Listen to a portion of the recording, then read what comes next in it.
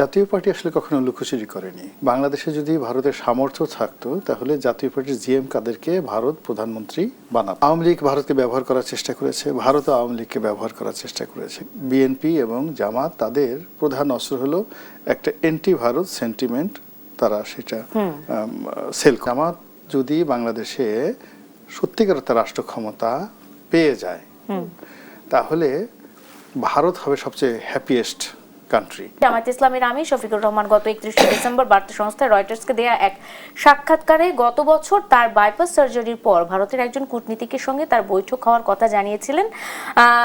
ভারতীয় ওই কর্মকর্তা বৈঠকটি গোপন রাখতে বলেছিলেন বলে জানান তিনি, এবং সেই সময় তিনি জানাননি। যদিও আজকে আমরা দেখেছি যে ভারত হাইকমিশনের কর্মকর্তারা মানে ভারতের পররাষ্ট্র মন্ত্রণালয়ের মুখপাত্র রণধীর জয়সওয়াল তিনি আজকে বিষয়টি খোলাসা করেছেন, এবং যদি জামাতের সাথে দেখা করে থাকেন সেটিকে আর সব রাজনৈতিক দলের সাথে যেভাবে দেখা করা হয় সেইভাবে দেখা করার বিষয়টি তিনি দেখতে বলেছেন।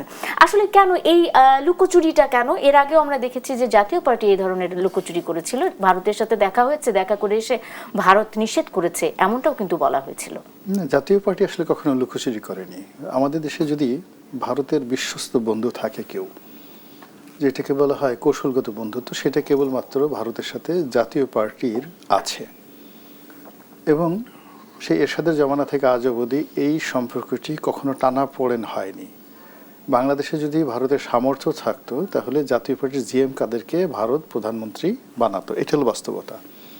তো কাজেই এটা ওপেন সিক্রেট। এবং এখনো দেখেন আমরা যে সবাই মানে জাতীয় পার্টির অফিস তিনবার পুরানো হলো, কিন্তু দিব্যি তারা বুক ফুলিয়ে ঘুরে বেড়াচ্ছে, তাদের বিরুদ্ধে ওরকম মামলা মোকদ্দমা কিছু হয়নি।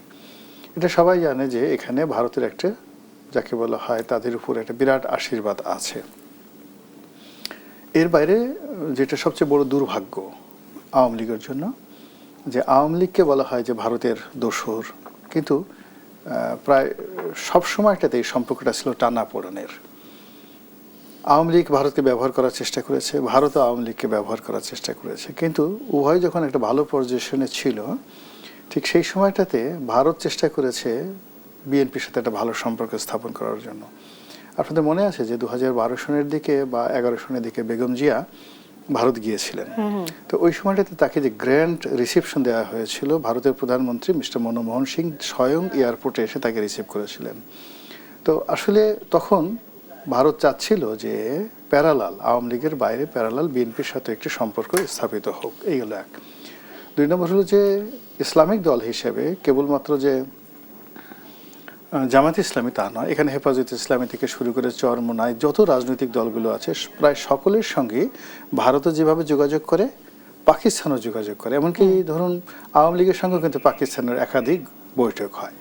কিন্তু আমরা এই কথাগুলো সহজ সরলভাবে বলতে পারি না আমাদের নিজেদের ব্যক্তিগত দুর্বলতা এবং অক্ষমতার জন্য। এর কারণ হলো আমাদের একটা গ্রুপ যারা পাকিস্তান বিরোধী রাজনীতি করে নিজেদের রুটি রুজির ব্যবস্থা করে থাকে, আর একটা গ্রুপ যারা ভারত বিরোধী রাজনীতি করে। তো সেই ক্ষেত্রে বিএনপি এবং জামাত তাদের প্রধান অস্ত্র হলো একটা এন্টি ভারত সেন্টিমেন্ট, তারা সেটা সেল করে।